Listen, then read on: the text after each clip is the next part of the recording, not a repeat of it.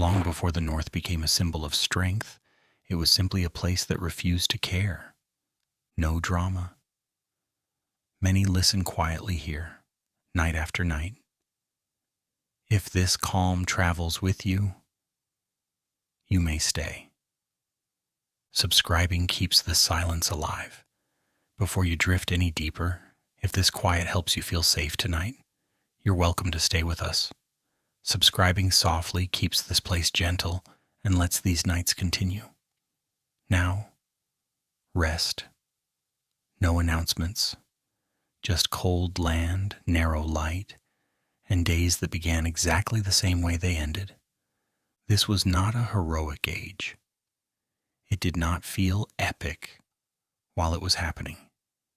It felt repetitive. People here did not wake up wondering what the future might bring. They woke up wondering whether the fire had survived the night.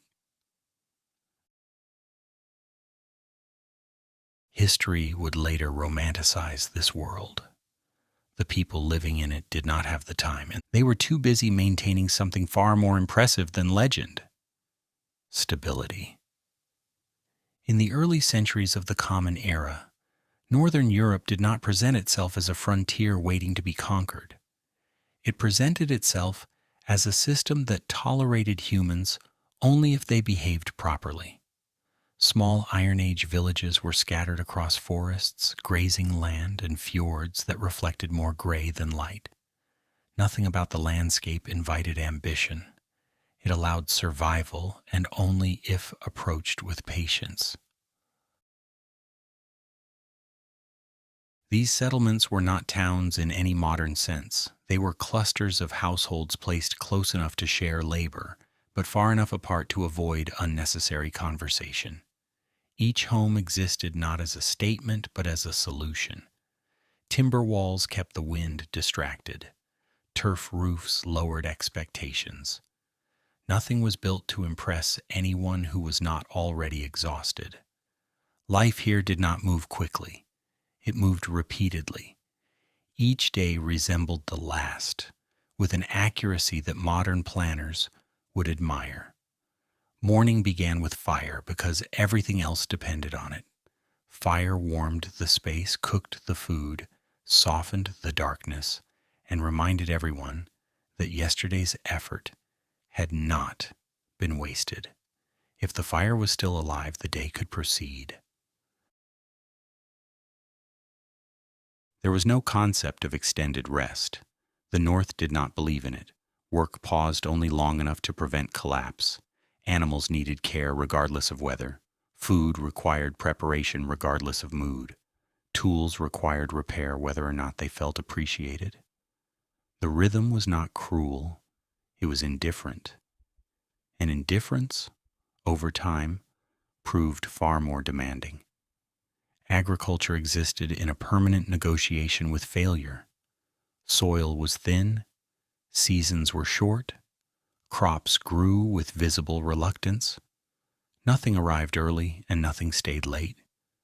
Farming was less about abundance and more about timing mistakes carefully enough to survive them. Fields were worked not with hope, but with habit. Habit was safer. Livestock mattered more than property. Animals provided warmth, food, materials, and a sense that something was still cooperating. Cattle, sheep, and goats were not sentimental companions, but they were respected colleagues. Their survival meant continuity. Their loss meant difficult conversations carried out without words. Food itself was unremarkable by design. Meals were repetitive because experimentation was risky. Diets depended on grains that tolerated cold, preserved meats, dairy when possible, and whatever could be gathered without wandering too far. Flavor was not a priority. Reliability was. Hunger was not dramatic here. It was administrative. The village functioned as a shared mechanism. Everyone knew their role, not because it had been assigned, but because deviation created problems for people who were already tired. Skills were learned early and reinforced constantly. There was little distinction between personal identity and usefulness. You were what you could reliably do, especially in winter. Children were introduced to responsibility without ceremony. They learned by watching and by being needed. There was no extended period of innocence, but there was consistency. The world behaved predictably, if harshly. That predictability was comforting in its own way. Time itself felt heavier in the north. Days were long in summer and aggressively brief in winter, but neither encouraged reflection. The sun did not inspire philosophy. It set schedules. Darkness did not invite fear. It invited preparation. Nightfall meant consolidating resources and conserving energy. People did not stay awake late unless necessary. The North did not reward it. There was little separation between private and communal life. Space was shared, warmth was shared, silence was shared. Privacy was a luxury that arrived much later in history. Here, existence happened in proximity. Conflicts were minimized not through ideology, but through exhaustion. Arguing required energy better spent elsewhere. Religion, where it existed, was practical rather than abstract. The unseen world was not a place of moral judgment so much as another set of variables. People did not debate belief.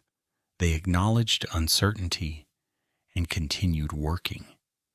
The gods, like the weather, were not expected to explain themselves. Travel was limited and purposeful. Roads were suggestions rather than guarantees. Moving between settlements required preparation and often reluctance. The local landscape was already demanding enough. Curiosity rarely outweighed caution. This was not a society driven by conquest or expansion. It was driven by maintenance. Roofs needed reinforcing, tools needed sharpening. Relationships needed managing quietly enough to last through winter. Survival here was not a moment, it was a long-term agreement. What is striking from a distance is how little of this life aimed toward progress. There were no grand projects, no visions of transformation. Innovation occurred slowly and only when necessary. Change was introduced cautiously, tested thoroughly, and abandoned without regret if it failed. Stability was not a lack of imagination. It was a deliberate choice. Modern narratives often search this period for drama.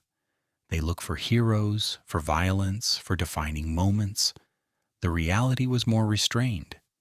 The defining achievement of these communities was that they continued, year after year, generation after generation, without collapsing into chaos, without needing to be remembered. The North did not produce loud histories during this time. It produced endurance. People did not see themselves as living at the beginning of something. They saw themselves as maintaining what already existed. And in a world that actively resisted human comfort, that was not a small accomplishment. As the fire settled into embers each night, nothing felt resolved. The next day would demand the same effort, the same attention, the same quiet competence. There was no sense of arrival, only continuation. And that is where this story truly begins. Waking inside the Longhouse. Morning does not arrive politely in a Scandinavian longhouse. It does not knock. It simply notices that the fire is still alive and decides that is reason enough to continue the day. The space wakes before the people do. Smoke lingers low beneath the roof beams, thick enough to blur the edges of everything but thin enough to promise warmth. The floor remains cold, packed earth that never fully forgets winter, even in the softest seasons. Straw mattresses shift slightly as bodies move, each sound absorbed by wool, wood, and fatigue. Everyone sleeps together here, not out of sentiment but out of efficiency. Parents, children, elders, and livestock share the same long, narrow structure, separated only by habit and careful placement. Cattle breathe slowly at one end of the building, their warmth considered part of the architecture. Sheep rustle quietly. A goat coughs with mild disapproval. No one reacts. These sounds have been part of mourning longer than memory. The air smells exactly as expected. Smoke, wool, animal heat, a faint trace of damp timber. None of it is pleasant, but none of it is surprising. Comfort in this place is defined less by enjoyment and more by familiarity. The nose recognizes survival before it recognizes freshness. The fire sits at the center of everything, both physically and socially. It is not decorative. It is not symbolic. It simply works. If the embers survived the night, the household begins the day slightly ahead. If not, the morning becomes longer, colder, and quieter in a way that feels personal. Fire is never taken for granted, but it is never thanked either. Gratitude implies choice. Fire is necessity. Someone always wakes first, not because they are eager, but because bodies learn to cooperate with routine. A figure rises carefully, stiff with cold, and moves toward the hearth. The goal is not speed, it is precision. Ashes shifted, embers are coaxed. Breath is held briefly, as if the fire might resent attention. Then flame returns, small and obedient. Light follows slowly. Not sunlight yet, just firelight. Shadows stretch along the walls, touching tools, hung where they will be needed later. Wooden bowls, iron implements, everything has a place because forgetting where something belongs wastes time, and time is not abundant here. Children wake not much later. There is no announcement of childhood, no protected space where sleep lingers longer out of principle. Small hands are useful hands, and usefulness is learned early. A child reaches for a cloak without being told. Another helps gather kindling. No one praises them. Praise suggests novelty. This is simply how mornings function. There is no sharp line between rest and work. Sleep ends gradually, dissolving into movement rather than breaking apart. No one lies awake imagining the day ahead. The day is already waiting, exactly as it always does. Clothing is practical and layered, pulled on with movements memorized over years. Wool itches slightly. It always has. The sensation is acknowledged and ignored. Softness is not the objective. Warmth is. Food preparation begins immediately, not as an event, but as a continuation of yesterday. Grains soaked overnight are checked. A pot is repositioned. Someone tastes, adjusts, nods once. Meals are repetitive by design. Familiarity reduces error. Error costs energy. Energy costs survival. Conversation is minimal, not because people are unfriendly, but because mornings do not reward discussion. Words require warmth to linger, and warmth is still being negotiated. Silence here is not awkward. It is efficient. Animals stir more fully now, sensing movement and firelight. They are fed before people eat properly. This is not generosity. It is logic. Livestock represent stored effort. Neglecting them is a long-term mistake. Children learn this order without explanation. The Longhouse itself holds the memory of countless mornings.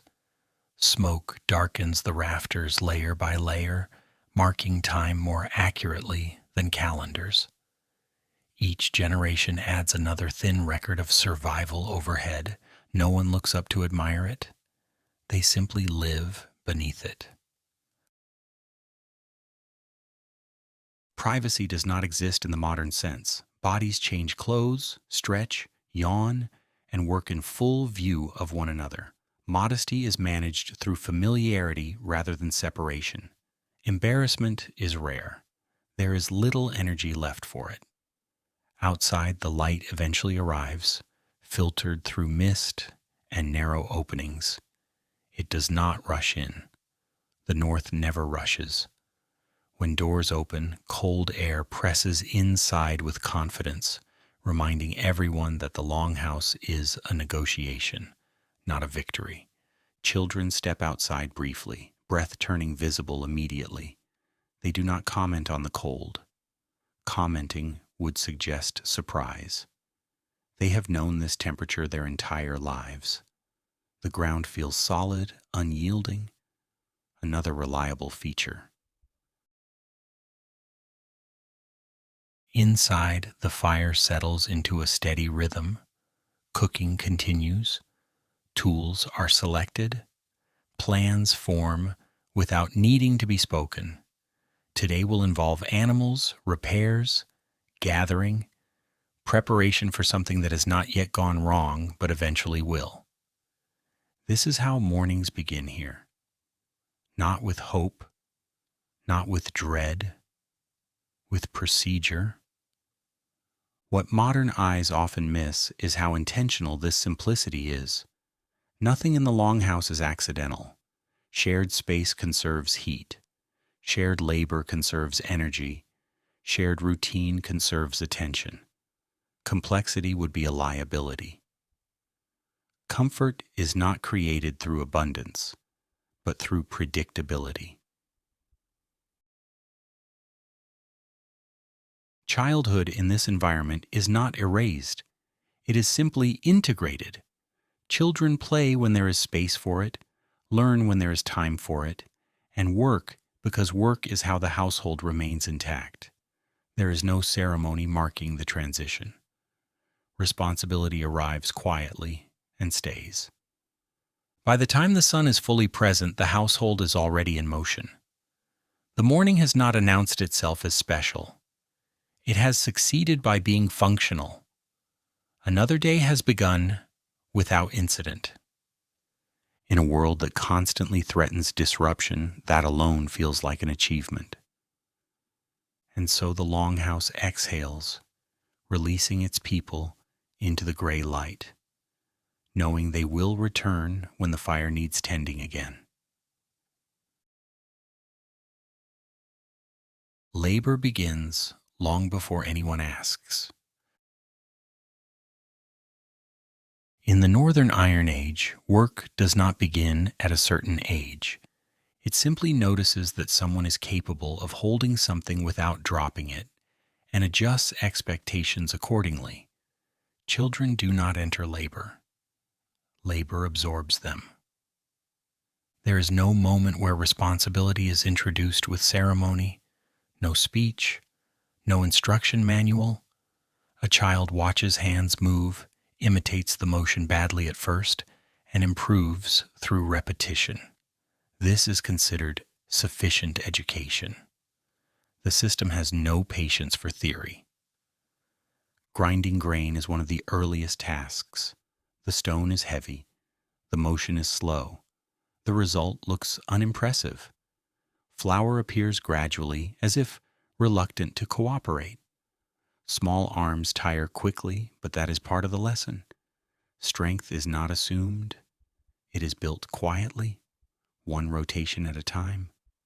No one comments on progress. Progress is visible. Water must be carried. Buckets are filled and moved carefully across uneven ground. Spills happen. No one reacts strongly. Water is precious, but mistakes are expected.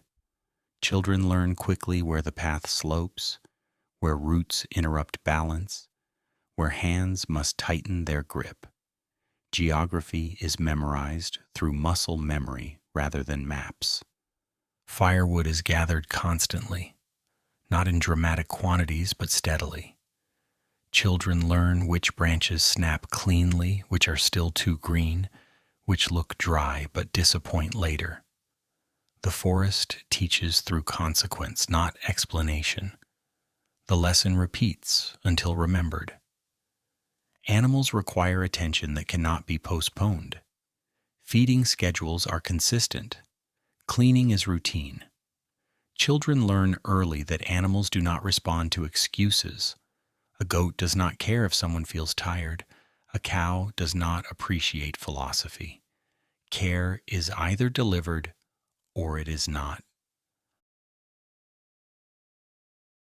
What is striking is how many tasks each child learns. Specialization is a luxury reserved for societies with excess. Here, versatility is survival. A person who can do only one thing is a liability when that one thing becomes impossible. Children rotate through tasks, not to explore interests, but to prevent dependency. There is no classroom, no abstraction. Knowledge lives in hands, backs, and habits. Instructions are brief and practical. Demonstration replaces explanation. Correction happens through repetition, not scolding. The environment is already strict enough. Mistakes are not punished harshly, but they are remembered. A dropped bucket means extra trips. Poorly stacked firewood means damp fuel later. Consequences are quiet and immediate. This system is remarkably efficient. Play exists, but it is opportunistic, a moment between tasks, a brief game while waiting for water to heat. Play does not interrupt work. It fills the spaces work leaves behind. No one schedules it. It appears and disappears without complaint. Children learn time management without clocks. They know how long grain takes to grind, how long animals tolerate waiting, how fast daylight fades. Time is experienced physically, not measured. Learning multiple skills creates a subtle confidence, not arrogance, readiness. A child knows they can contribute in several ways. This knowledge is calming. Dependency is minimized. Panic is inefficient. There is no concept of career, no trajectory. A good worker is one who notices what needs doing and does it without ceremony. Children are trained into attentiveness rather than ambition. Gender divisions exist, but they are practical rather than ideological. Tasks are assigned based on efficiency, not theory. Flexibility remains important. Everyone must be able to compensate when needed. What modern observers sometimes interpret as harshness is more accurately described as honesty. The world here does not pretend. Children are not shielded from effort because effort will not be absent later. Introducing reality early reduces shock. Interestingly, this system produces little rebellion. There is nothing to rebel against that would not also remove stability. Labor is not framed as punishment. It is framed as participation. To work is to belong. By adolescence, a child is already useful in several domains. They can grind, carry, feed, repair, observe. They know when silence is appropriate and when assistance is needed. They understand the household as a living mechanism, not a hierarchy demanding obedience. No one tells them they are prepared. Preparation is assumed. What emerges is a culture where competence is expected quietly and admired silently. No applause, no certificates. Survival continues. That is the evaluation. From a modern perspective, this absence of formal education feels unsettling. From within the system, it feels efficient. There are no wasted lessons. Everything learned is immediately applicable. Children do not ask what they want to be when they grow up. The question would make little sense. Growth here is not transformation. It is accumulation of reliability. And so labor begins early, not because the society is cruel, but because it cannot afford illusion. The North does not reward delayed participation. By the time a child is fully grown, nothing about work feels foreign. It has always been present, like weather or darkness, something to navigate calmly, without complaint. In this way, labor does not interrupt childhood. It defines it. And the system continues, quietly satisfied, having once again produced people who know how to keep things from falling apart. Food and the art of not wasting anything. Food in the Northern Iron Age does not arrive casually. It arrives after negotiation. Nothing on the table appears without having first survived several opportunities to fail. Grain must endure the season. Fish must endure the process of drying. Milk must be handled before it decides to turn against its usefulness. Every meal is the final stage of a long argument between effort and environment. Bread is common but not generous. It is dense, dark, and honest about its limitations. Ground by hand, mixed without excess, baked with attention rather than enthusiasm. It does not invite overeating. It reminds you that chewing is work too. This is intentional. Grains appear in various forms, none of them exciting. Porridge is dependable. It warms the body and occupies time. Its flavor is subtle enough to avoid distraction. In a world where attention must remain available for practical matters, food that demands admiration would be irresponsible. Milk is treated with care bordering on suspicion. Fresh milk is rare and temporary. More often it is transformed quickly into something that lasts longer and complains less. Butter, cheese, and curds represent captured effort. They are stored carefully, monitored constantly, and consumed with restraint. Fish, when available, is dried, salted, or smoked into submission. Freshness is a luxury that rarely aligns with geography. Preservation is not a technique, it is a philosophy. Fish eaten today is fish secured days ago, sometimes weeks. Every bite contains a timeline. Meat is present but never assumed. Animals represent stored labor and future stability. Slaughter is deliberate, planned, and timed around necessity rather than appetite.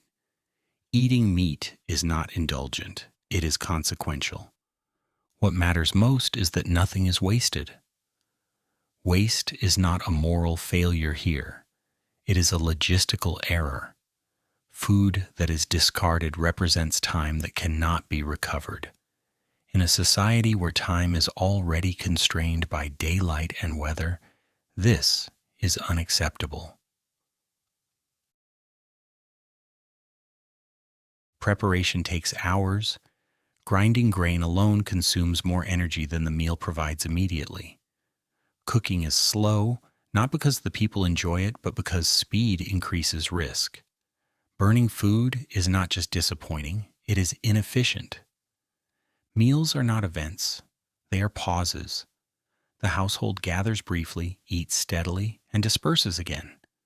There is little ceremony, no prolonged sitting. Food is fuel administered calmly. Portions are allocated according to labor demands. This is not debated. Those who will work harder eat more. Those recovering or resting eat less. Children receive enough to grow, but not enough to forget hunger entirely. Hunger sharpens awareness. Excess dulls it. There is no illusion of equality at the table. Fairness is measured in function. The system is not cruel. It is precise. The goal is to keep the household operating without interruption. Conversation during meals is minimal. Chewing occupies attention. Silence conserves warmth. Stories can wait until the work of eating is complete. There is no rush, but there is no lingering either. What modern observers often miss is how comforting this predictability is. Knowing exactly what will be eaten, how much, and why removes uncertainty. In a landscape already filled with unpredictability, certainty at the table is calming. Children learn early what food represents. They see the labor behind it. They help prepare it.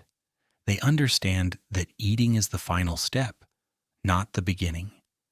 This produces respect without instruction. There are no cravings here in the modern sense. Desire adapts to availability. People do not imagine flavors they cannot reach. Imagination is reserved for problems that can be solved. Seasonal variation exists, but within narrow limits. Winter meals are heavier, slower, and quieter. Summer allows slightly more variety, but not indulgence. The North does not reward excess, even when it appears possible. Storage is meticulous. Containers are inspected. Smells are noted. Any sign of spoilage is addressed immediately. A bad batch can destabilize weeks of planning. Vigilance is constant. From a distance, this relationship with food appears joyless. From inside it, it feels controlled. Control is comfort. Control means the future remains manageable. The humor here, if it exists at all, is dry. People joke lightly about the predictability of meals, about how nothing ever changes. The joke works because nothing ever does. Change would be unsettling. Eating becomes a ritual of caution rather than celebration. Each bite acknowledges past effort and future need simultaneously. Satisfaction is quiet. Fullness is temporary. There are no seconds unless conditions allow. There is no grazing between meals unless work demands it. Structure keeps desire in check. Desire, unchecked, introduces risk.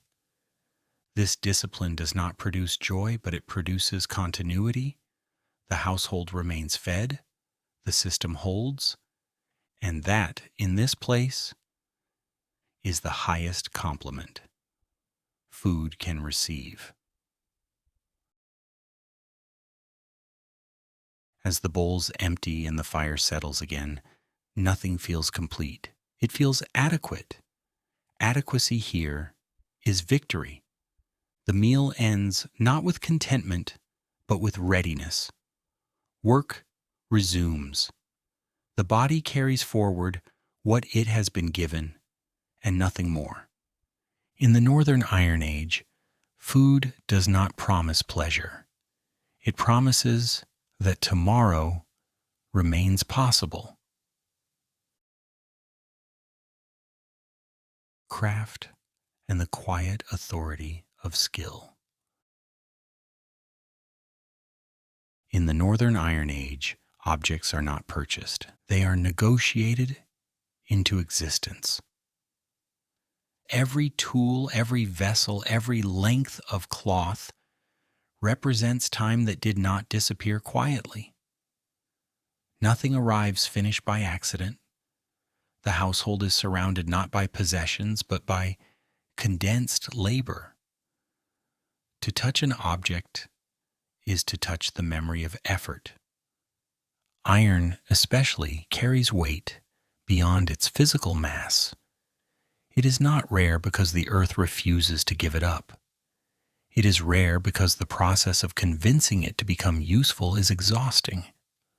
Ore must be found, gathered, prepared, heated, beaten, reheated, beaten again. The material resists cooperation at every stage. Iron does not want to be shaped. It agrees reluctantly. A forged blade or tool is therefore not admired for its shine, it is respected for the hours it absorbed. When iron breaks, the loss is not aesthetic, it is logistical. Repair is attempted before replacement is considered. Replacement means repeating the entire argument from the beginning. The forge itself is a place of focus rather than spectacle. Fire roars, bellows breathe, sparks fly briefly and then vanish. There is nothing romantic here.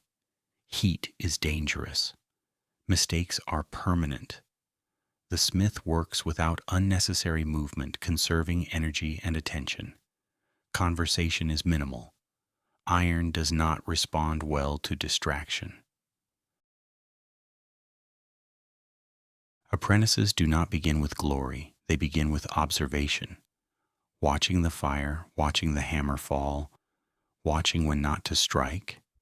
For a long time they do not touch anything important. This is not cruelty. It is efficiency. Ruined iron cannot be undone. When they are finally allowed to act, the tasks are small and repetitive.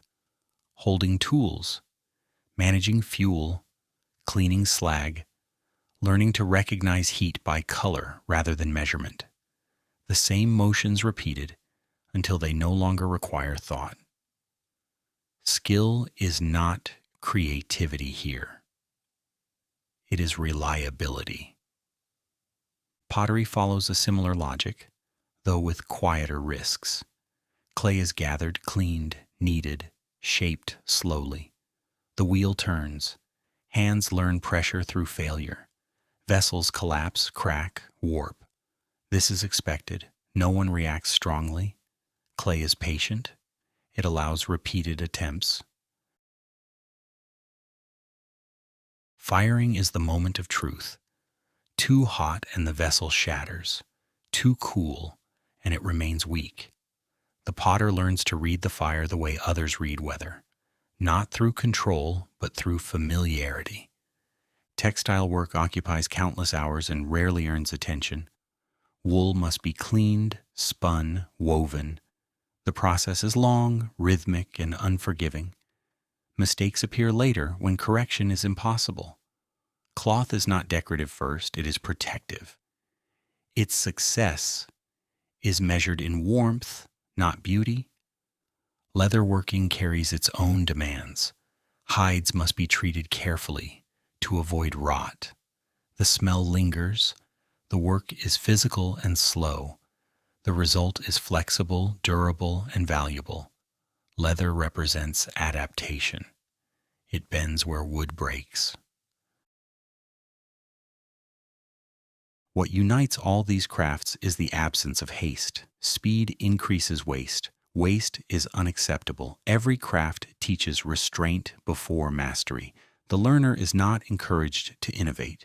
Innovation arrives only after reliability has been proven repeatedly. Time is the primary currency here. Skill is respected because it saves time in the future. A well-made tool reduces effort. A poorly made one multiplies it. The difference matters daily. Craft knowledge is not written. It is transmitted through proximity, standing close, watching closely, repeating endlessly. Memory is stored in muscle rather than language. Explanation is minimal. Demonstration is everything. Apprenticeship is not a phase with a clear ending. It dissolves gradually. One day, others begin to rely on your work without comment. That is the only recognition offered. It is sufficient. Objects are repaired again and again. Cracks are sealed. Handles replaced. Cloth patched. A repaired item is not inferior. It is improved. It is proven worth keeping. This culture produces few decorative excesses. Beauty emerges from function rather than design. Lines are straight because straight lines work. Surfaces are smooth where they must be handled. Ornamentation, when it appears, is restrained. Humor surfaces occasionally in the predictability of labor. Someone remarks that the pot looks exactly like the last one. The comment is not an insult. It is praise. Consistency is the highest achievement. Children grow up surrounded by making. They absorb the understanding that things do not appear fully formed. Everything requires patience. This shapes expectation. Impatience feels unnatural. The value of skill here is not status. It is trust. A skilled person reduces uncertainty. Uncertainty is expensive. From a modern perspective, this devotion to craft appears limiting. From within the system, it is stabilizing. Knowing that objects will function as expected reduces anxiety. The world becomes manageable. There are no masters celebrated with names preserved for history. Skill is anonymous by design. The object matters more than the maker. When the object works, the system continues. That is the goal. Iron is not worshipped. Clay is not romanticized. Cloth is not admired for fashion. They are respected quietly for doing what they are supposed to do. And so the Longhouse fills with things that last longer than the day. Tools lean against walls. Pots rest near the fire. Cloth hangs, drying patiently. Each item holds hours inside it. This is not art as expression. It is craft as survival. As evening approaches, hands are sore, muscles tired, attention worn thin. The work pauses not because it is complete, but because bodies require rest. Tomorrow the process will resume without complaint. In a world that offers little forgiveness, skill becomes the closest thing to security. And that here is worth more than admiration. Community and the practice of quiet watchfulness. In the Northern Iron Age, a village is not a collection of individuals.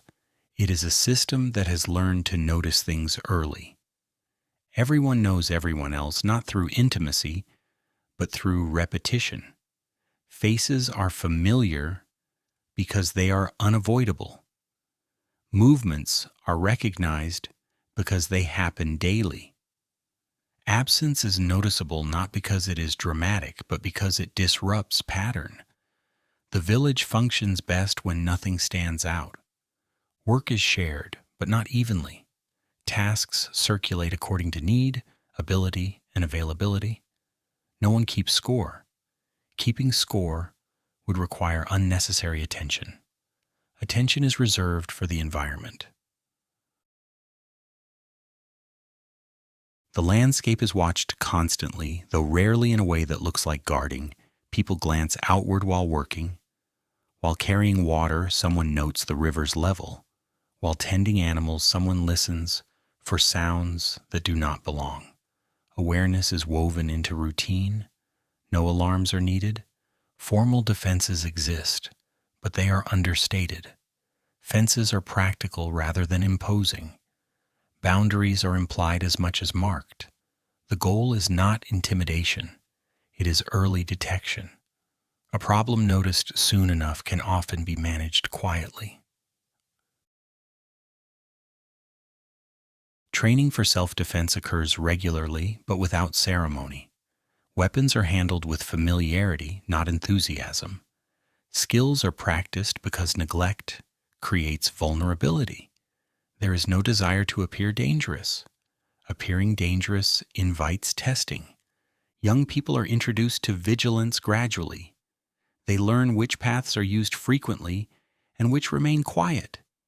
They learn how weather alters sound, how fog hides movement, how silence can mean safety or threat, depending on context. None of this is dramatized. The village does not expect peace, it prepares for interruption. This preparation is calm, consistent, and deliberately unremarkable. Readiness here is not an emotional state. It is a habit. Conflict, when it arises, is managed carefully. Internal disputes are settled quickly and privately. Lingering tension weakens cohesion. Weak cohesion attracts attention from outside. Harmony is not pursued for moral reasons. It is strategic. Leadership exists, but it is subtle. Authority emerges from experience rather than declaration. Those who have seen more winters are listened to more closely. Advice is offered cautiously. Orders are rare. Cooperation functions best when it feels voluntary. Nighttime does not bring relaxation, it brings redistribution of awareness. Someone is always half awake, not standing guard dramatically, but listening. The fire crackles, animals shift, the village breathes. Any unfamiliar sound is noted mentally and evaluated later. Weapons are stored accessibly, but not prominently. They are tools, not symbols. A spear leaning against a wall is not a threat. It is preparedness, waiting patiently. What is striking is how little fear governs this vigilance. Fear would exhaust the system quickly. Instead, there is acceptance. Risk exists. Attention mitigates it. That is enough. Humor surfaces occasionally in this seriousness. Someone remarks that nothing ever happens. The joke works because nothing has happened recently. The response is usually a nod, followed by continued watching. Tempting fate is unnecessary. The community understands that safety is cumulative. It is built through small actions repeated daily. Checking paths, repairing fences, noticing strangers early, letting presence be known without confrontation. Visitors are observed carefully. Hospitality exists, but it is measured.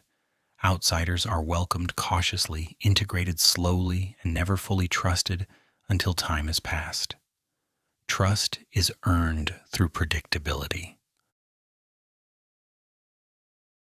Children absorb this atmosphere naturally.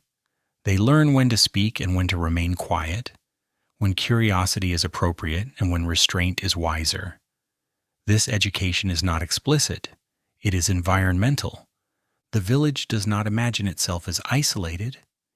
It is connected to neighboring settlements through trade, kinship, and shared caution. News travels slowly but accurately. Warnings are passed along without embellishment. Defense practice does not involve spectacle. There are no rallies, no displays of strength. Strength that must be displayed is often compensating for something else. Here, strength is assumed quietly. The goal is never dominance, it is continuity. The village wants tomorrow to resemble today closely enough to remain manageable. Change is tolerated only when unavoidable. From a modern perspective, this constant watchfulness might feel oppressive. From within the system, it feels stabilizing.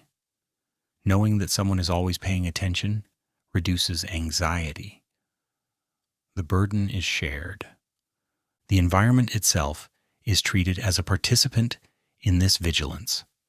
Weather patterns are noted, animal behavior observed. Unusual silence is questioned.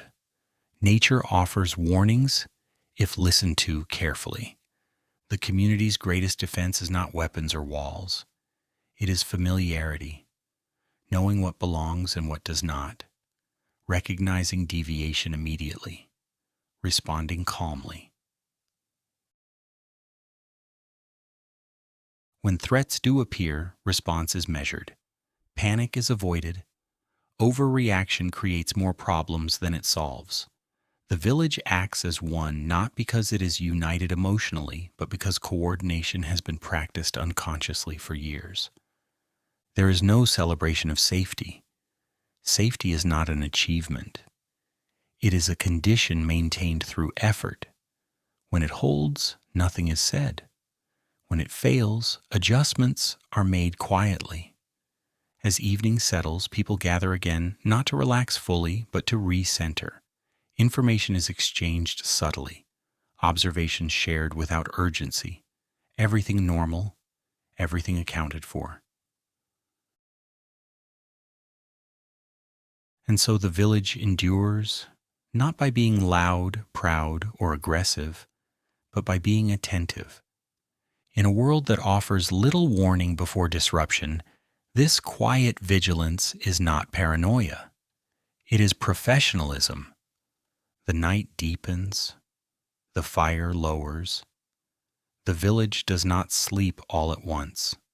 It never has. Stability here is not assumed. It is practiced. Preparing for a season that never forgets. In the Northern Iron Age, summer is not a reward. It is a deadline. The light stays longer, the air softens briefly, and the land loosens its grip, just enough to create a dangerous illusion.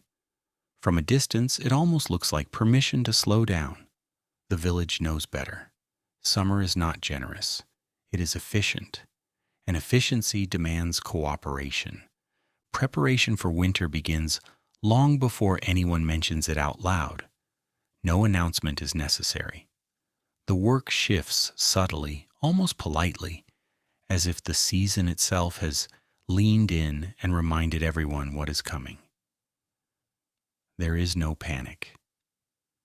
Panic wastes time. There is only steady redirection. Leaves are gathered not for decoration, but for insulation. They are collected, dried, stacked, and stored carefully. Each bundle represents warmth borrowed from the forest and delayed until it will be needed most. Children learn quickly which leaves rot and which survive storage.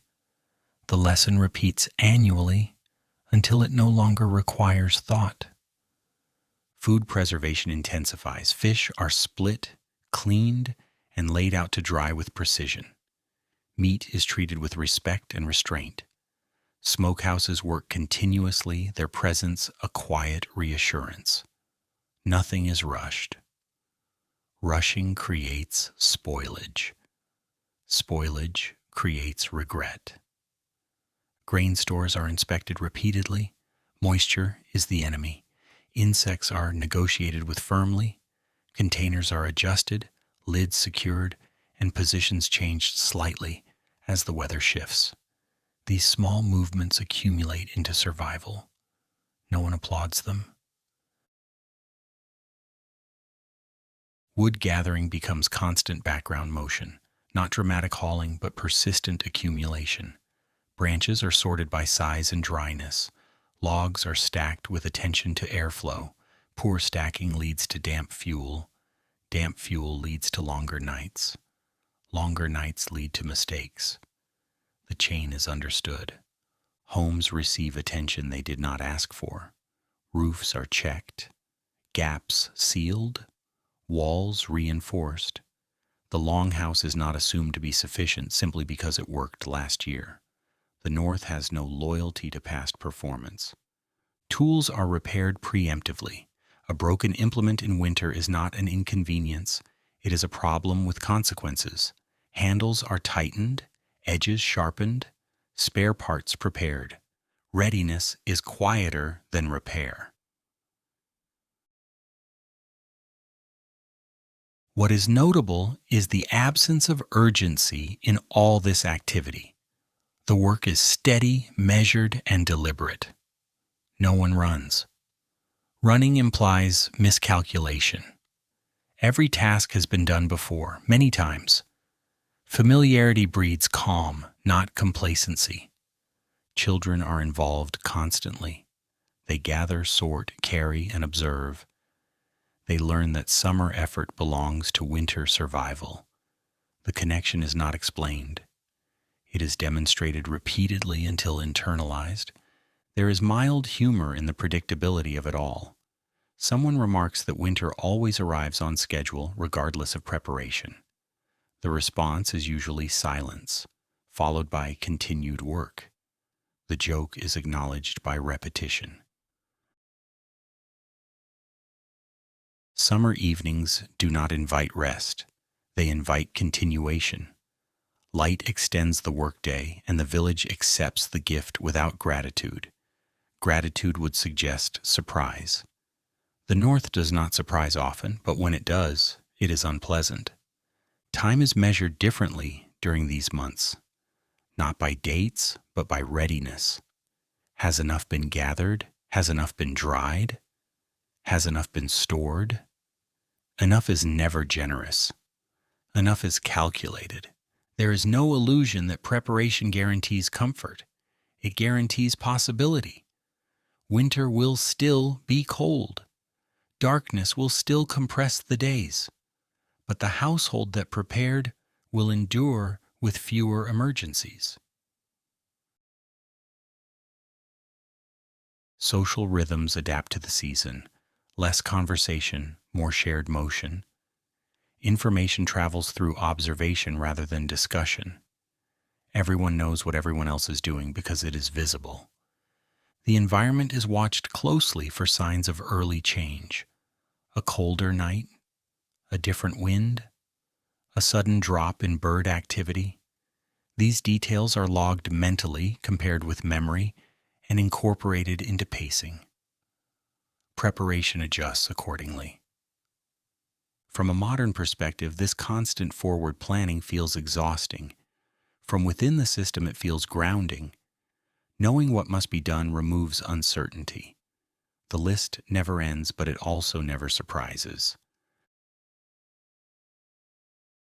There is no celebration when stores are full. Full is temporary. Full today does not mean full in February. Satisfaction would be premature. The irony of summer here is subtle. The season associated with warmth and growth is spent thinking about cold and limitation. Joy, if it appears, is understated and conditional. It emerges in moments when preparation aligns smoothly, not when work stops. Children sometimes ask why winter requires so much effort. The answer is rarely verbal. Winter will explain itself soon enough. As the season progresses, the village does not relax. It narrows focus. Tasks become more specific. Margins tighten. Mistakes become less tolerable. Attention sharpens. And yet the atmosphere remains calm. This calm is not denial. It is competence. Panic is unnecessary when preparation is thorough. By the time summer begins to withdraw, the village does not feel relieved. It feels ready. Ready does not mean comfortable. It means equipped. The last warm days are used fully. Nothing is left undone simply because the weather is pleasant. Pleasant weather is borrowed time. Borrowed time must be repaid. When the light finally shortens and the air begins to harden, there is no announcement. The village notices quietly and adjusts. That is all. In the northern Iron Age, winter is never unexpected. Only unprepared households are surprised. And so summer ends the way it began, not as a gift, but as an obligation fulfilled. Markets and the patience of exchange. Markets in the Northern Iron Age do not appear suddenly. They are anticipated quietly, prepared for carefully, and remembered long after they end. A journey to a fjord-side market is not routine. It is an interruption in the village's carefully balanced rhythm, undertaken only when necessity outweighs inconvenience. People do not travel because they are curious. They travel because something essential cannot be produced at home. Preparation begins days in advance. Goods are selected with restraint. Cheese wrapped tightly. Butter protected from heat. Furs inspected for damage. Nothing excessive is brought. Carrying weight over distance is a negotiation with the body, and the body will always demand payment. The route itself requires attention. Weather shifts, paths change. Boats wait patiently but do not promise cooperation. Travel is never assumed to be smooth. Smoothness is a modern fantasy. Arrival at the market does not feel celebratory. It feels alert. Sounds accumulate. Voices overlap. The air carries unfamiliar smells. People from other villages, other regions, move with rhythms that do not quite align. No one relaxes. Relaxation would suggest trust. Money, where it exists, is inconsistent. Coins appear occasionally, but they are not the language everyone speaks fluently. Value is communicated through objects, weight, texture, utility, time embedded in material. A fur represents hours of hunting, preparation, and storage. A wheel of cheese represents patience and restraint. Exchange is deliberate. Nothing is rushed. Each item is inspected carefully. Quality is evaluated without apology. Compliments are rare. They introduce obligation. Silence allows flexibility. Salt is especially valued, not because it is rare in nature, but because access is uneven. Salt preserves food, extends planning horizons, and reduces uncertainty.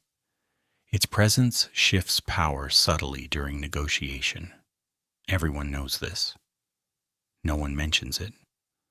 Cloth is examined by touch more than sight.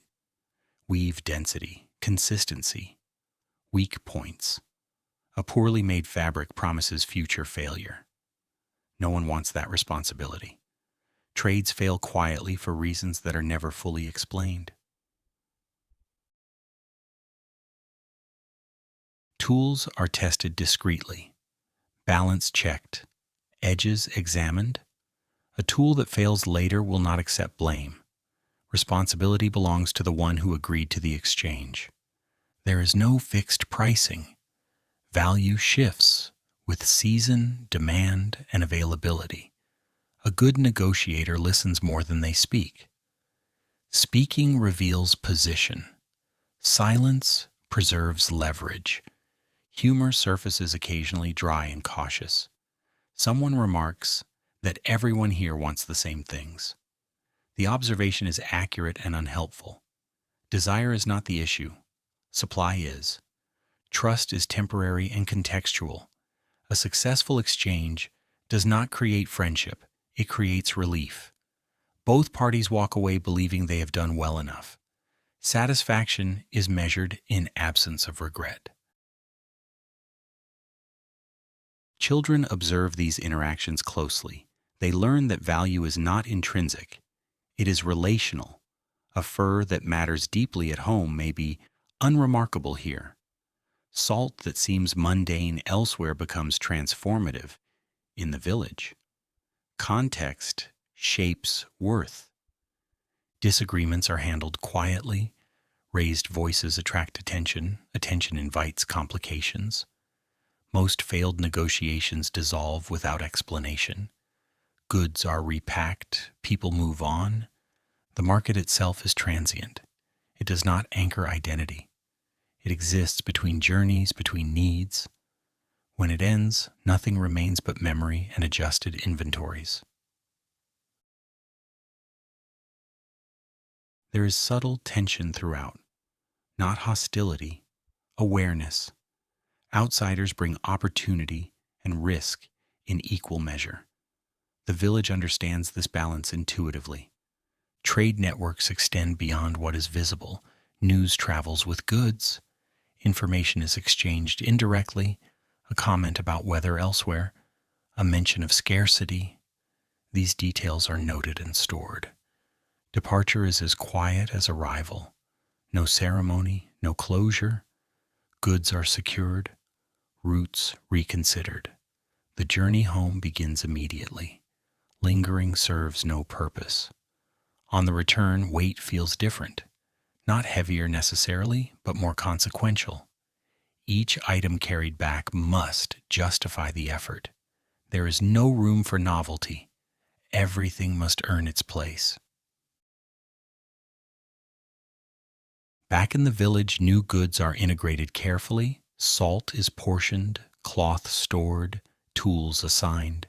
Nothing is consumed immediately without reason. Delayed use preserves control. Stories of the market are brief. Facts matter more than impressions. Who had what? Who needed what? What was difficult to obtain? These details inform future preparation. The lesson of the market is not abundance, it is limitation. You cannot have everything, you must choose well. And you must accept that sometimes the exchange favors the other party slightly. That is acceptable. Survival tolerates imperfection. From a modern perspective, this system feels inefficient. No standardized currency, no guarantees, no enforcement. From within it, the system feels flexible, adaptable, human-scaled. Markets do not create wealth here. They redistribute necessity. They correct imbalances temporarily. They remind each village that isolation has limits. When winter returns, the memory of exchange becomes reassurance. Salt in storage, cloth ready, tools reliable. The market's impact is delayed but real, and so the village returns to its routines, carrying with it the quiet understanding that value is never abstract. It is shaped by effort, distance, and need. In the Northern Iron Age, trade does not promise prosperity. It promises adjustment. And adjustment, when done carefully, is enough. Building and the collective decision to make things last. In the Northern Iron Age, buildings do not appear suddenly, they accumulate. A new structure is never the work of one household alone. It draws the village inward, quietly reorganizing schedules and attention. No announcement is made, no call is issued. Everyone already knows when something needs to be built or repaired.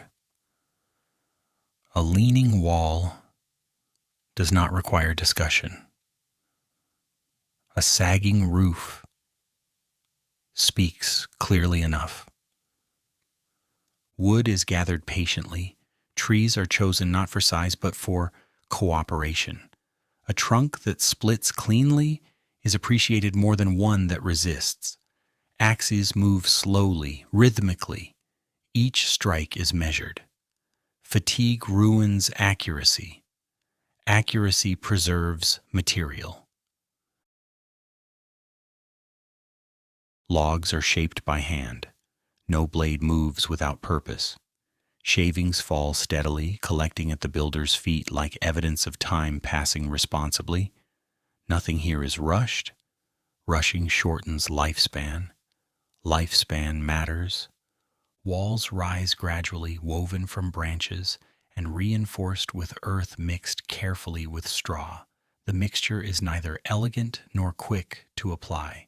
It is pressed, layered, adjusted. Hands learn the texture intimately.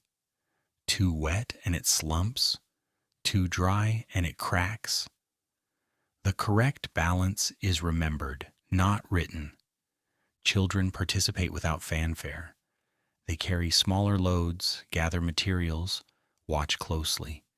No one assigns them symbolic roles. Their presence is practical.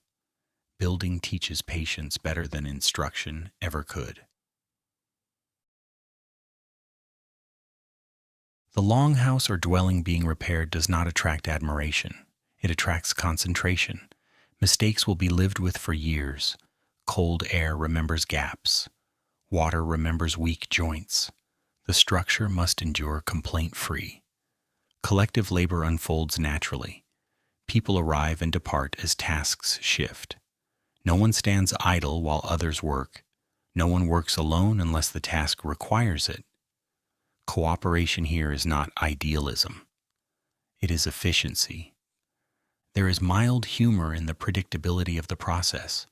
Someone comments that this wall looks like the last wall. The observation is correct.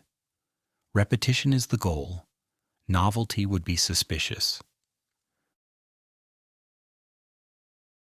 Tools move between hands without ownership disputes.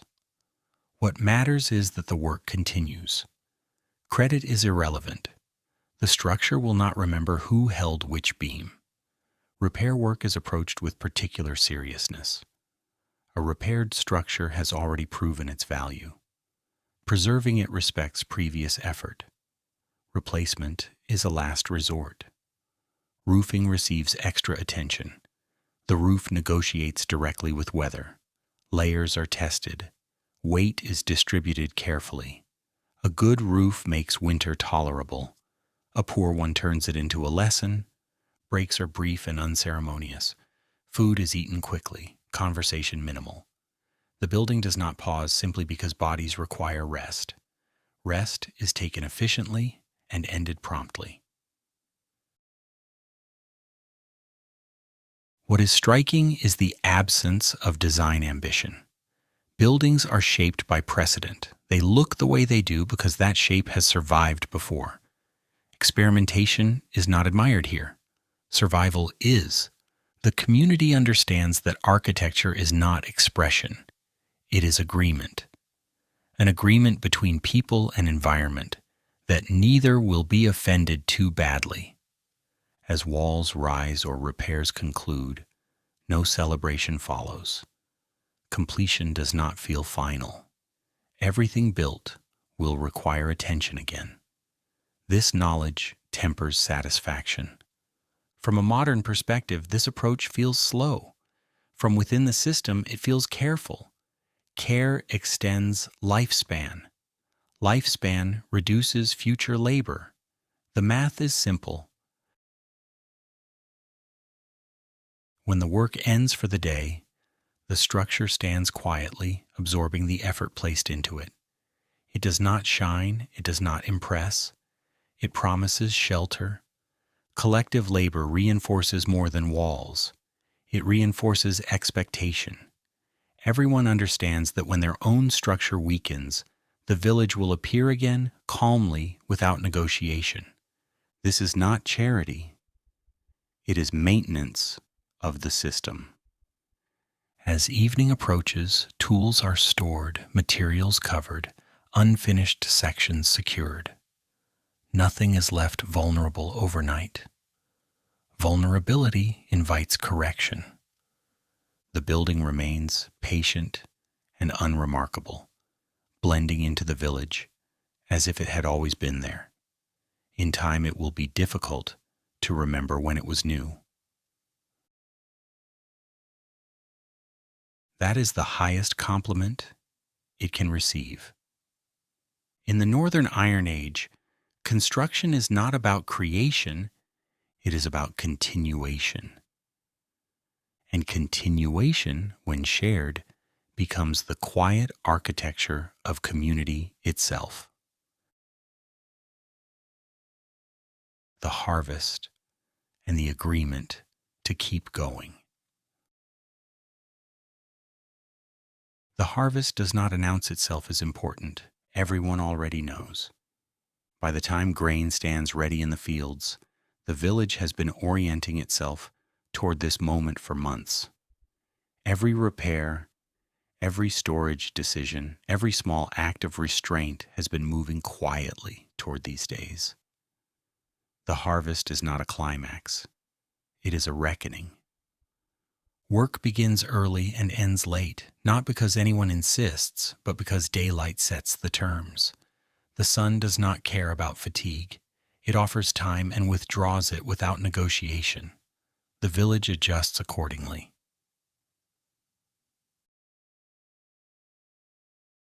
Everyone participates. Age determines pace, not presence. Children carry what they can, elders guide rhythm.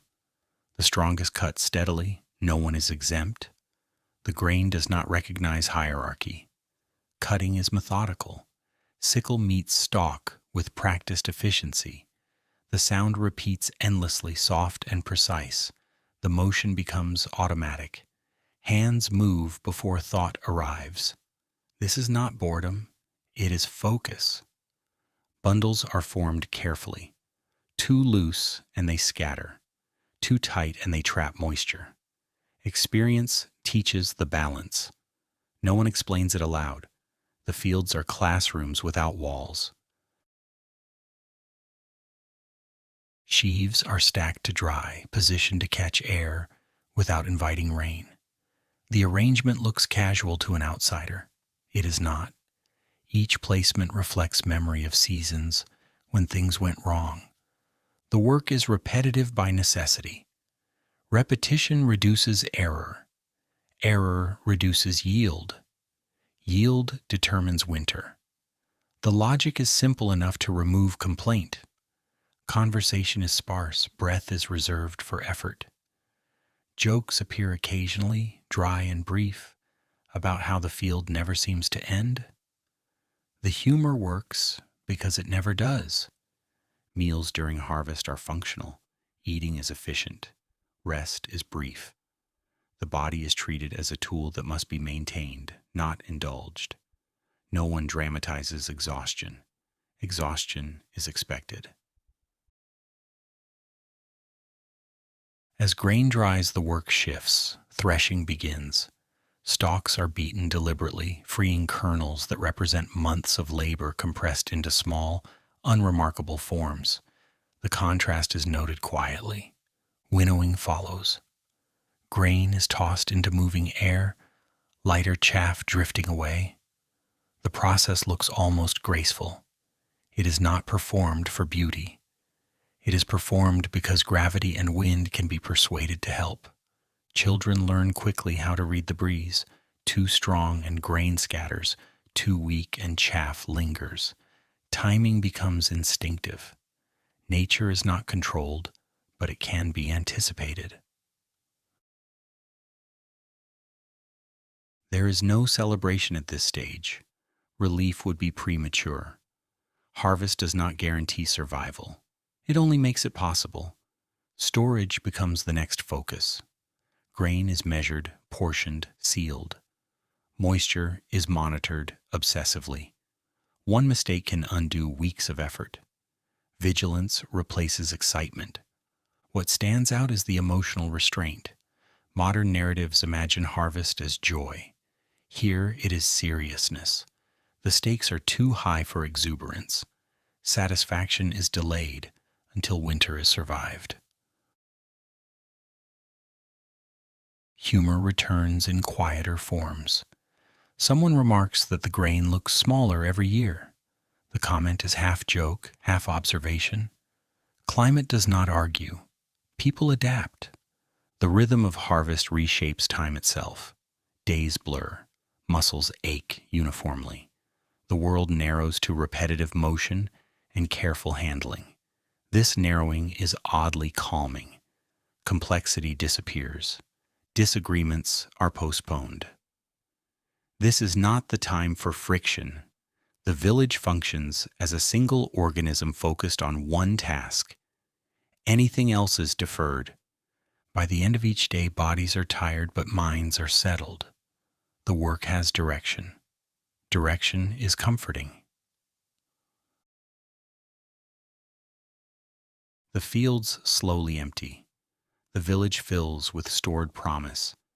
The balance shifts. What was once growing outside now waits inside, inert but powerful. No one counts future meals explicitly. They estimate quietly. Enough is enough. Enough is rarely generous. As the last sheaves are brought in, there is no ceremony. The work simply stops. Stopping is itself an event, but it is not marked loudly. The fields rest. The village does not. Storage requires monitoring. Protection becomes priority. The harvest has changed the nature of work, not ended it.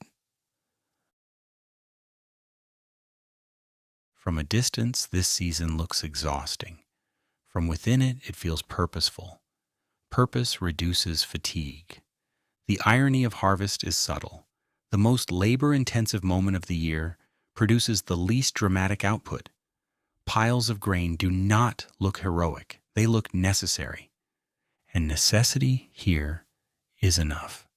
As autumn deepens, the village turns inward. The harvest recedes into memory, transforming into daily ration decisions and quiet gratitude that will never be spoken aloud. In the Northern Iron Age, the harvest does not celebrate abundance. It confirms continuity. And continuity, when secured, allows everything else to remain quiet. Storage and the decision to hold things still. When the work of gathering ends, another kind of work begins. Quieter, slower, less visible, and arguably more important. This is the season of holding. Grain is no longer something that grows. It becomes something that waits. Clay jars are prepared carefully, checked for cracks, cleaned thoroughly, dried completely. Any flaw is addressed before filling. A broken container in winter is not an inconvenience. It is a memory of a mistake that will repeat itself nightly. Grain is poured slowly, measured by experience rather than instruments. Hands judge weight instinctively. Lids are sealed. Locations are chosen deliberately. Too close to damp ground invites mold. Too exposed invites pests. Every placement is a calculation. Meat undergoes its own transformation. Drying continues. Salting is adjusted. Smoke lingers in the structure long after the fire has quieted. Preservation is not a single action. It is a process that requires monitoring. Food is inspected regularly, touched, smelled, evaluated. Trust is conditional. Tools receive attention they did not demand but certainly deserve. Blades are cleaned, handles tightened, wooden parts oiled lightly. Iron is kept dry, shielded from moisture that corrodes slowly and without apology. A tool that fails midwinter will not explain itself. Nothing is discarded casually. Broken items are repaired if possible. If not, they are repurposed. Waste remains unacceptable even after abundance has briefly appeared. Habits do not change simply because stores are full. The Longhouse begins to change character. What was once a space of movement becomes a space of arrangement. Items are placed with intent. Paths between storage areas remain clear. Access matters. Efficiency now means reaching what is needed without disturbing what is not. Children observe this phase with interest. The visible effort of harvest has passed. Now comes something less dramatic but more revealing. They see how chaos is prevented not through action but through placement. Where things belong becomes as important as what they are. Maintenance replaces production. This is not rest. It is consolidation. The household checks itself quietly. Are stores sufficient? Are tools ready? Are weaknesses addressed? This is not a time for optimism. It is a time for verification. There is mild humor in the repetition of inspection. Someone remarks that everything has already been checked. The response is usually another inspection. Repetition is not mistrust, it is insurance. The pace slows, but attention sharpens. Mistakes now would undo months of labor. That knowledge settles heavily but calmly over the household.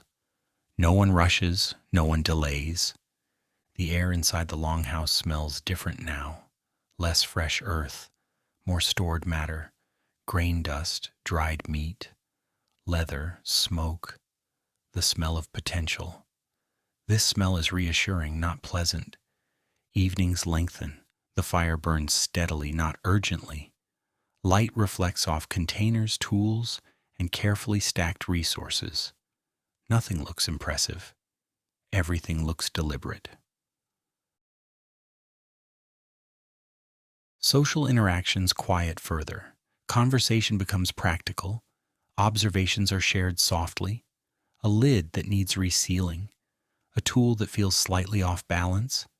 Small adjustments prevent larger failures. From a modern perspective, this phase looks tedious. Nothing is being made, nothing is being harvested, nothing appears to change. From within the system, this stillness is the point. Movement is risky now. Stability is the goal. Winter does not tolerate improvisation. Improvisation requires flexibility. Flexibility requires surplus. Surplus is finite. The village collectively shifts into a mode of preservation. Energy is conserved. Attention remains alert. Everything has been reduced to essentials. This reduction is calming. There is no ceremony marking the completion of storage. Completion implies finality. Nothing here is final. Everything will be revisited, adjusted, consumed, and eventually replaced. The Longhouse becomes a quiet archive of the year. Each container holds not just food, but decisions made correctly. Each tool rests as proof that foresight occurred. What is striking is the emotional restraint of this moment. No pride, no relief, just readiness. Readiness is not exciting. It is reliable. Children learn perhaps the most important lesson here. That survival is not dramatic. It is administrative. It depends on systems that work without drawing attention. The irony is subtle. The most effort-intensive year results in a season of stillness. Stillness is not absence. It is control. As nights deepen and the outside world retreats into cold and darkness, the inside of the Longhouse remains organized, predictable, and calm. This calm has been earned slowly. In the Northern Iron Age, storage is not about hoarding, it is about buying time. And time, when held carefully, becomes the quiet foundation on which everything else continues. Evening by the fire and the pause that holds everything together. Evening does not arrive suddenly in the Longhouse. It settles. The fire has already decided the pace before anyone acknowledges that the day is ending. Flames lower themselves into a steady, practical glow. Smoke thins but never fully leaves. It hangs beneath the roof beams like a familiar thought that never quite finishes forming. People gather without calling one another. Bodies drift toward warmth the way tools return to their hooks. There is no announcement that it is time to rest. Rest happens when nothing urgent remains unfinished, and tonight, for once, nothing is actively falling apart. The household forms a loose circle around the hearth. Not a perfect one. Space is taken where it is available. Proximity matters more than symmetry. The fire does not judge. Hands remain busy. Stillness here is rare and slightly suspicious. Someone mends a tear in wool that has been ignored all day. Needle moves slowly, deliberately. Each stitch is an act of prevention rather than repair. Another person shapes wood quietly, shaving off thin curls that fall soundlessly to the floor. The work is small, almost invisible, but it satisfies a need to keep moving. Textile work continues into the evening, spinning, weaving, adjusting tension. The rhythm is steady enough to calm the mind without demanding attention. Cloth grows gradually, not dramatically. Progress is measured in patience rather than inches. Children linger close to the fire, half aware, half drifting. They are not instructed to sit still, they simply slow down. Their energy dissipates naturally when the light fades and the air cools. One leans against a wall, another watches sparks lift briefly and vanish. No one interprets this as wonder. It is familiar entertainment. Stories appear occasionally, but not often and never elaborately. They are fragments, a memory of a difficult winter, a comment about someone who once misjudged the weather. These are not told for drama. They are reminders disguised as conversation. Humor surfaces quietly, dry enough to go unnoticed by anyone listening for laughter. Someone remarks that tomorrow will look suspiciously like today. The comment earns a brief exhale of acknowledgement. Predictability is the joke, and also the comfort.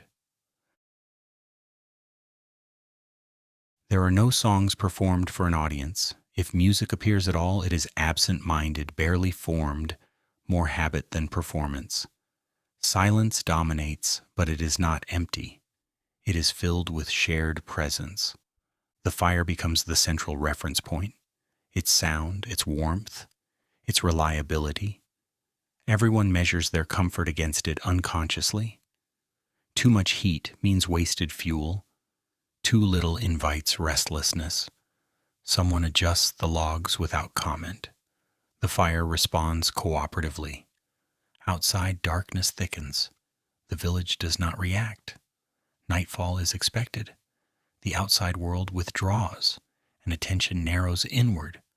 Doors are secured. Animals settle.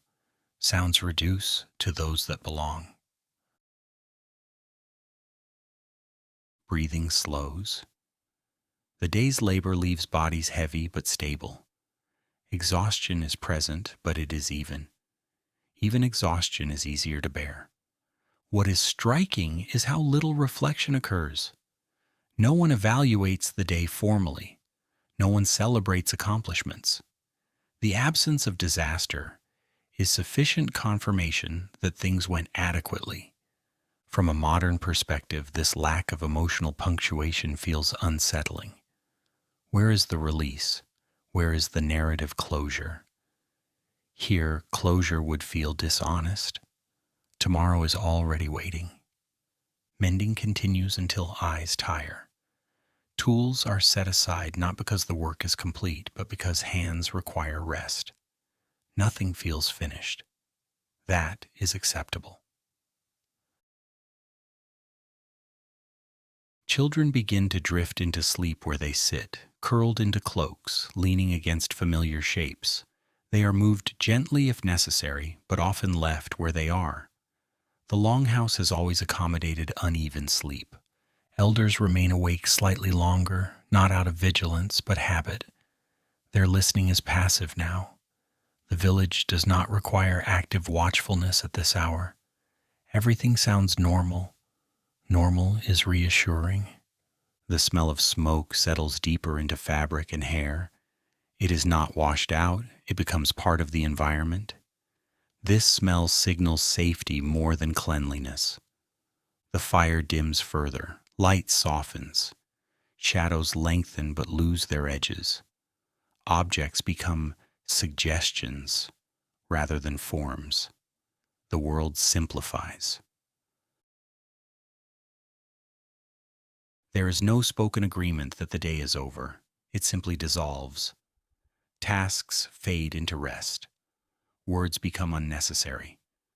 The Longhouse exhales collectively. Outside, cold waits patiently. Inside, warmth holds for a while longer. This balance is temporary. Everyone knows it. That knowledge does not disturb the calm. It defines it. As sleep spreads unevenly through the space, the household enters its most fragile state. Vulnerable, but together. Stillness replaces effort. Control replaces motion. This is not peace as an achievement. It is peace as a condition maintained carefully for a few hours each night. Tomorrow will demand attention again. Fire will need coaxing. Tools will need hands. The cycle will resume without novelty. For now, though, the system holds. In the Northern Iron Age, evening by the fire is not an escape from reality. It is the moment when reality pauses long enough to be endured again. And in that pause, brief and unremarkable, the village rests. Not because everything is solved, but because, for the moment, everything is still working. A life that never asked to be remembered. Life in Iron Age. Scandinavia did not unfold as a story. It unfolded as a system. There were no defining speeches, no turning points designed for later admiration, no moments that paused long enough to feel important while they were happening. What existed instead was continuity. Quiet, persistent, and deeply uninterested in being noticed.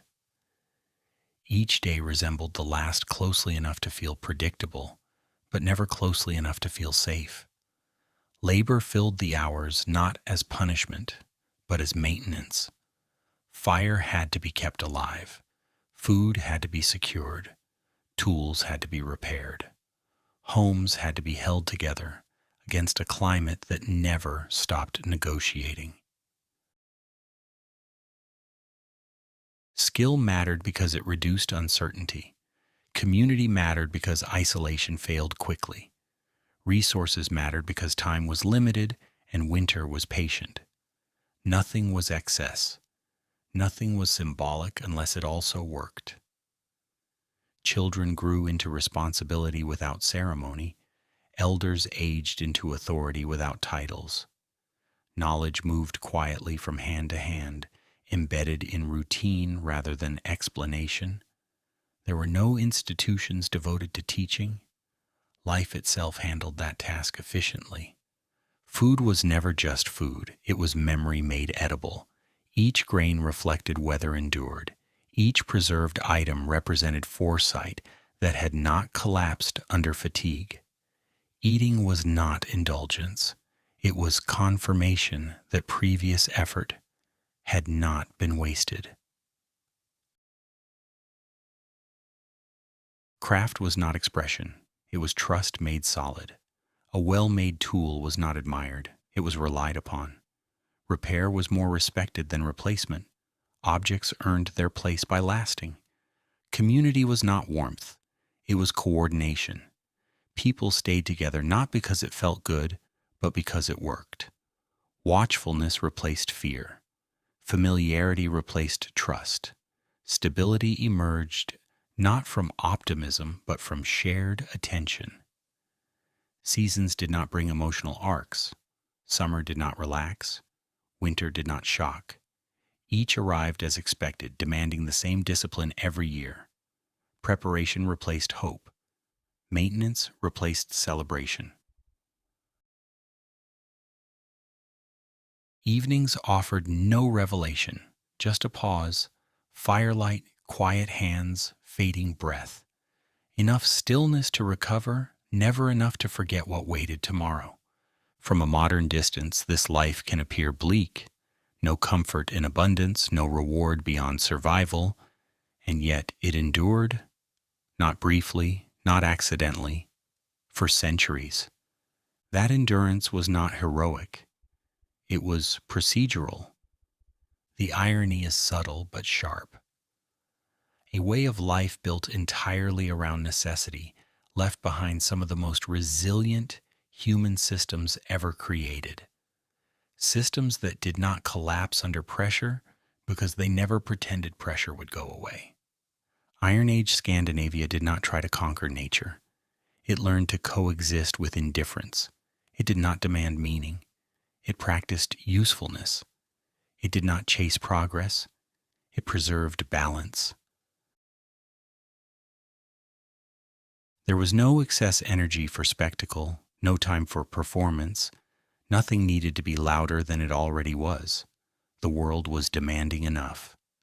And so history remembers this period not through monuments or manifestos, but through patterns that worked, through homes that stayed standing, through communities that remained intact, through lives that continued quietly, season after season.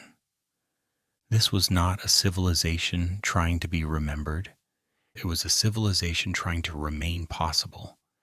And in that restraint, that refusal to dramatize survival, it achieved something rare. It lasted.